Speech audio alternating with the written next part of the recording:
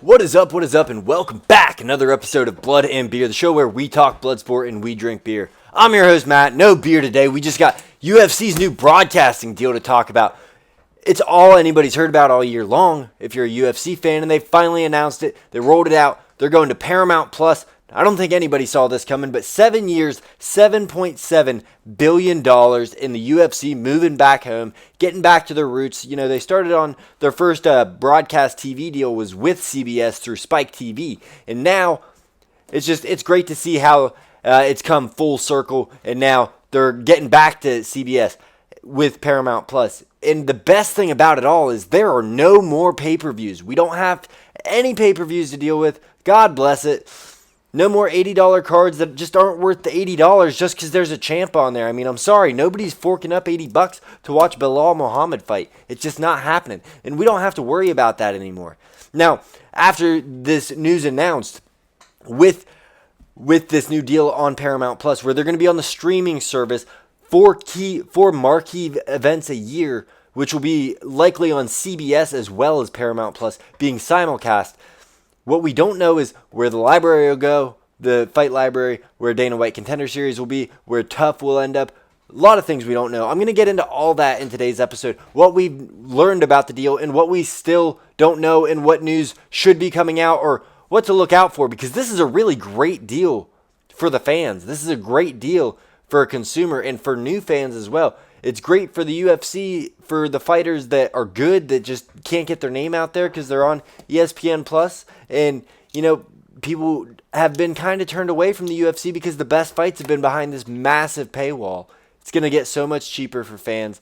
Fighters are going to be more accessible to the public. And with it being on CBS, every now and then people can turn it on. And if you're not planning on watching sports, maybe you're like, hey, I'll watch it. It's on 10 p.m. at night. I'll throw it on. Why not? CBS has got it. But it gives a whole new audience tons of revenue. I mean, the revenue, I think, is the biggest thing. Now, for UFC fans wondering what this means for UFC, the product and everything like that, you're not going to see a huge change in their production. UFC handles 100% of the production, and it's always been that way. It will always be that way. So you're still going to have the same graphics, the same look. They might change a few things just because they're rolling out on a new platform. But for the most part, everything's going to be pretty uniform and pretty standard. Now, we might see a slight changeover with the commentators, and God bless it if we do. I mean, we kind of have a mess. It seems like every week the commentary has just been historically bad. They can't find the right people to put together to find a good groove.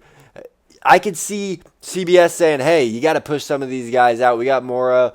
We got Morrow. We got BC Brian Campbell could come in and do it, or he could do some reporting on it at the least. Morning Combat's own, but he's also a CBS sports writer as his main job. It'd be interesting to see him on a UFC broadcast, not just tweeting. And then they could also bring back a guy like Goldberg. I mean, a lot of people hate Goldberg. I don't know why. I love the guy. I think he'd be great for like fight intros, not the Bruce Buffer job, but the voiceover that you hear when they're talking about the tail of the tape, all that. Now let's get down to the octagon. But I'm getting off track. That's just what ifs, what could happen. That's not stuff we know. But yeah, what we do know is they're going to be on CBS. They're on CBS 4 times a year probably, and they're going to be on Paramount Plus for 43 fight nights, pay-per-views, marquee events. No more pay-per-views. They're going to be PLEs, just like the WWE has been for years. So that's great. I mean, right now Paramount Plus is $7.99 for the ad version each month. Probably going to go up. We'll probably be looking at $11.99, maybe $15. But let's say you pay $15 a month. That's $180 a year is what you're coming out to. So $180 a year versus right now on ESPN Plus, it's $10 a month. And then you got an $80 pay-per-view, which they have 13 a year, but we'll say just one a month. So $90 a month compared to $15. I mean, it's great for us fans. It's going to be everywhere. So that's great. Who it's not great for might be the fighters. What I hear the media keep talking about is these guys that get the pay-per-view points.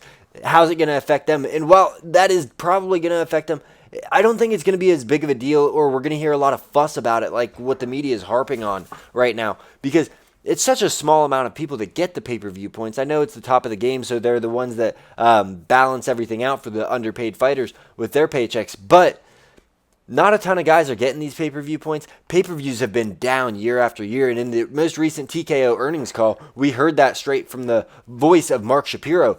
Pay-per-view numbers are down, and they came out after this deal went through. Pay-per-view is a dying model. It's done. We're done with it. Get it out of here. So, yeah, but with no more pay-per-views, no pay-per-view points, I don't think that's going to be a huge deal. And where I think we're going to see a huge issue is fighters that are on these minimum contracts or on 20 and 20 or 30 and 30 deals. Right now, UFC's paying somewhere between 16 and 20% to the fighters out of their revenue. Now, this is probably going to make it go up by 2 to 4 times. You know, not all their money comes from the broadcast deal, but it's a huge amount. And their last broadcast deal, I think it was 10 years for it would have been 7 years for $1.6 billion from ESPN. Now we're looking at 7 years, $7.7 billion. So do the math, but it's about 3 or 4 times as much. And if the fighters stay on these same contracts, unless the UFC just expands and gets big as shit, and they're like, yeah, we have a fight night every fucking day, that's the only way that we're going to see that percentage stay at 16 to 20. Otherwise, it's going to drop to 5% because Dana White's not going to pay people $50,000 or even $30,000 to debuting fighters. It's just not going to happen unless there's huge pressure from the public, because we already know the fighters are not going to unionize. The fighters are not going to speak up and speak out for themselves and say, hey, we deserve more money. It's always the fans and the media that seem to be driving this home. And then when you interview a fighter, most of them end up saying, yeah, I could make more, but I don't need to. They don't have a desire to go for it. So whatever. It's not like boxing. It's not all money. It's not all about the money, or they just don't know how to handle it. I don't know. But if the fighters aren't going to beg for more money, not going to demand more money, I'm not going to fault the UFC for not paying them more, because, you know, that's just their model. They're going to pay people at the bottom of the barrel and make as much money as they can. It's still a money-making business. But what I want to know is how this is going to affect the product, not on the production side, but just what the UFC gives us. The fight nights, these marquee events, they say they'll have 4 marquee events. I assume they'll still have the 13 number cards and then their 30 fight nights. But is this plug and play model that we've seen towards the end of this ESPN deal, is that going to be amplified here on Showtime, or on CBS, not Showtime, on Paramount Plus, since they get all this money up front? Is there going to be no incentive to try, or is the UFC going to be reinvigorated, back in their roots, back with CBS, remind them of Spike TV, give us a product with soul again? I don't know, because with all this money, UFC really doesn't have any incentive to get better, to do better. I mean, this deal for $7.7 billion is bigger than Paramount Plus' entirety. Paramount Plus has a market cap of $6.7 billion. So that's the max that they could be worth prior to purchasing UFC. And you assume that'll go up with such a big or not purchasing UFC, but purchasing the broadcast rights. You assume that $6.7 billion will go up with this purchase. But we don't need to get into the economics of it, because UFC already got their buck. So are they going to just be like, fuck you fans, we'll keep putting it out and people will keep watching it because we're on a platform that people have, and we have a set amount of fucking sickos like myself that just tune in every goddamn week? I don't know. That was a nasty little swearing rant. But I worry about it from that aspect. I hope that the UFC feels reinvigorated. I hope this deal gives Dana White some energy, a boost of life to get his hands back in there. UFC's been a little fun this summer. You know, I might just be down because we've had 2 Apex cards in a row, but I want to see something with soul. I want to see them try to market a card, market fighters, because now that they're going to be on CBS, now that they're on Paramount Plus, and there's no pay-per-views, there's no excuse for people to say, yeah, I just don't watch because it's too expensive. That's not going to happen. So fighters are going to be in front of a lot more eyeballs. I think you're going to see a lot more fans roll in, and it gives them the chance to build. And that opportunity is there. I just don't know if the UFC will take it. I feel like we're going to see TKO say, yeah, we got that deal done. We don't need to worry about the UFC anymore. They're just going to keep rolling right along, doing exactly what they do, making money, making big deals, not necessarily making the fans happy, but doing what they need to do. So I don't love it, but there's upside. There's potential for greatness with this deal. And when you go over to The other side of things, ESPN, the last leg that they have to stand on in the MMA game is PFL. So there's two options that they're going to go with here. They're either going to double down, go with PFL, advertise them to high hell, and make them a true co-leader in MMA. Start finally, no longer the little brother treatment that they're getting on ESPN since UFC's there. Make PFL seem like a big deal. PFL's making right decisions finally. Make them seem like a big deal to fans, make people believe that this is a real organization that they can watch come to get entertaining fights. ESPN could double down and do that and potentially elevate PFL, not to be the co-leader, but maybe to a Bellator level.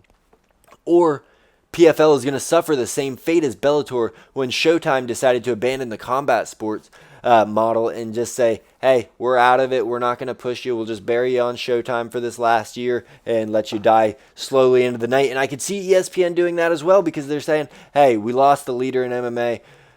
PFL, you're just not doing it for us. We're not even going to try to. We had kind of a headache with UFC there towards the end. They weren't doing what we needed them to. We don't want you to get in that same position. So we're done. You guys have a good rest of your life, whatever. And PFL's got loads of money from investors, but I think if that happens, if they get off ESPN, we might see that to kind of dwindle down and people might be pulling out. So it could be great for PFL. It could be this deal could be the best thing in the world for PFL because now there's nothing stopping them from being in front of everybody, in front of the worldwide leader of sports. They're the MMA promotion for them. Or this could signify the end of PFL, and ESPN could be like, hey, we tried our hand at MMA, we're not trying it again. See ya. And PFL will just die slowly into the night, which would be so fitting for them now that they finally have some momentum, now that fans are finally starting to come around and see that they're doing things right now. They're making good decisions. They're putting on quality products. Once they finally start to get it together, what does them in is going to be ESPN pulling out because UFC decided to go to a different network, which sounds like it would be great for PFL, but really the whole MMA market is based around the UFC. So I could see ESPN just pulling out without UFC. I don't know. I'm rambling about it. Finally, last thing I wanted to talk about, I think so, yes. Last thing I wanted to talk about was Tough, Dana White Contender Series, and what's going to go on with that, and the UFC library. We haven't got any word about where these are going to end up, if UFC Fight Library is going to stay on Fight Pass and ESPN, or if it's going to be coming over with this deal to Paramount Plus. We have no idea what's happening with Dana White Contender Series and Tough. You assume someone's going to pick up Dana White Contender Series. ESPN may be in the market to keep it because it is 5 fights a week on a Tuesday, and UFC's talking about doubling the amount of Dana White Contender Series events that they do. With Tough, I think this is probably going to be the end of Tough. Reality TV's really died off, and with it, it's just kind of sucked the last 10 years or whatever it's been since it's been good. I mean, we had some great seasons, great moments, great fighters come out of Tough, but anymore, it's producing a lot of middle-of-the-road fighters. You're getting one winner or maybe two out of each season, depending on what the weight classes are, and the fighter usually ends up being a mid-level fighter, and there's just no drama, so you get one fight a week, whereas you could go watch Dana White Contender Series and get 5 fights in a night. It's just Tough lost its luster. Obviously save all the old seasons. Let us watch them back because the first 10 to 12 seasons were gold. Really up till 17, I think it was pretty great. But it's just, we got to let it die unless we're going to completely revamp it. And I just think with how short people's attention spans are anymore, they're not watching things like Tough. A lot of the diehards even forget it's on anymore. But with how short the attention spans are, Dana White Contender Series is perfect because if you're scrolling through and you turn that on, you're like, oh, cool, fight after fight after fight, or you switch between fights, but at least they got some viewership out of you. Tough, you're scrolling through and you see a guy telling a story, especially if you've seen it before, you're like, these really are all the same. I'm broke back at home, doing this for my family, doing this to prove to myself. It's all the same. Everybody says the same thing. I think a lot of the big problem with Tough, aside from the reality TV boom going down, is that a lot of the fighters that we have just have no fucking personality. They have nothing to them. There's not anything from one fighter to the next, but that makes them stick out. But when there is a fighter that is a little different or sticks out, they kind of get persecuted by MMA or by the fans, by MMA Twitter, by all of it. Look at Peyton Talbot. He's kind of kind of a running joke at this point, just because he paints his nails and lives his life a little different. They make fun of you. And even if you do have a gimmick or something that makes you different, unless you're Poetan, it really doesn't get you over in MMA. We want to see you fight and do viral shit in the octagon. You have Sean Strickland, who, he built himself, but then you look at guys like Strickland, like Colby Covington. There's a shelf life for it, and that persona to draw people in.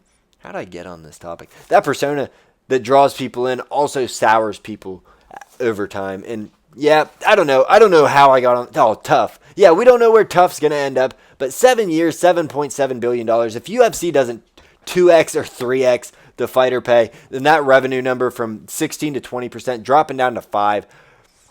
It's a great deal for fans, though. At the end of the day, if you're a casual fan or a diehard, it's a great deal because you're saving money. It's going to be on a platform that will end up being just as big as ESPN Plus, because ESPN Plus, let's face it, it's completely carried by UFC. The whole reason it lasted as long as it did, and it even took off the ground, is because of the UFC. That's the whole product of ESPN Plus. Yeah, they have other stuff on there, but it's the UFC show. That's what ESPN Plus is. So now it's Paramount Plus, and that's the UFC show. But Paramount Plus has a lot more stuff that people are going to want to watch on it.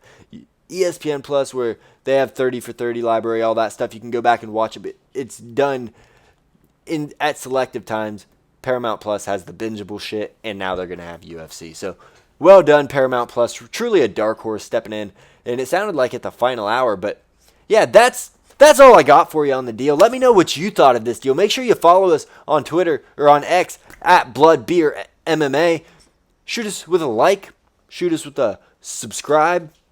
Whatever. Anything helps. I'm trying to get this channel back off the ground because it's certainly in the ditches right now.